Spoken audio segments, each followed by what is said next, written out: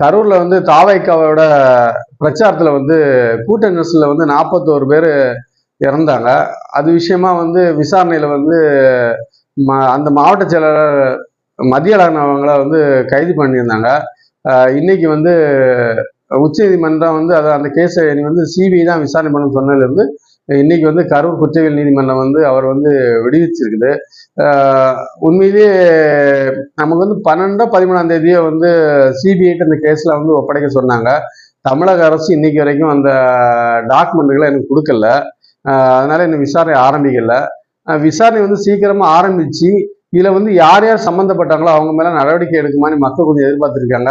உண்மையிலே இந்த விசாரணை நடக்கும்போது அந்த மாவட்டத்தோட திமுக மாவட்ட செயலாளராக இருக்கக்கூடிய இப்போ மார்ச் ஆகக்கூடிய செந்தில் பாலாஜி அவர்களையும் ஒரு விசாரணை வளையத்துக்குள்ள கொண்டு வந்து மக்கள் கொஞ்சம் எதிர்பார்க்குறாங்க. ஏன்னா எதுக்குனாக்கி அந்த கூட்டத்துல வந்து ஒரு தலைவர் பேசிட்டு இருக்கும்போது தொண்டன் எப்படி செருப்பத்துக்கு இறையவான் அங்க வந்து நிறைய அப்புறமா வந்து சமூக வலைத்தளங்கள்ல வந்து அங்க நடந்த விஷயங்களை நிறைய பேர் பதிவிட்டதுக்கு அவங்க எல்லாம் வந்து தமிழக அரசு வந்து கைது பண்ணிச்சு. சரிங்களா? அப்போ இதெல்லாம் பார்க்கும்போது ஏதோ ஒரு காரணங்கள்ல ஏதோ ஒரு குழப்பங்கள் அங்க நடந்திருக்கிறது உண்மையா தெரியுது.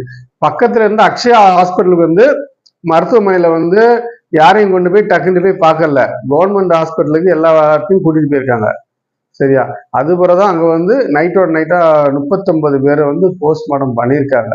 இதெல்லாம் பார்க்கும்போது எல்லாமே ஒரு சந்தேகத்தின் பேர்ல இருக்குது. சிபிஐ வந்து நல்லதா ஒரு முடிவை சொல்லி மக்களை வந்து தெளிவுபடுத்தணும்னு வேண்டிக்கிறேன். நன்றி, வணக்கம்.